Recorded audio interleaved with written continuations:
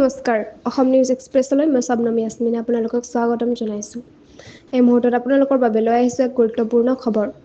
পঞ্চায়ত নিৰ্বাচনৰ পূৰ্বে বোকাজানত 20 পৰিয়াল বাদ পৰিল ভোটাৰ তালিকাৰ পৰা। উত্তেজনাৰ সৃষ্টি। পঞ্চায়ত নিৰ্বাচনৰ প্ৰথম পৰ্যায়ত 2 মে'ত অনুষ্ঠিত হ'ব।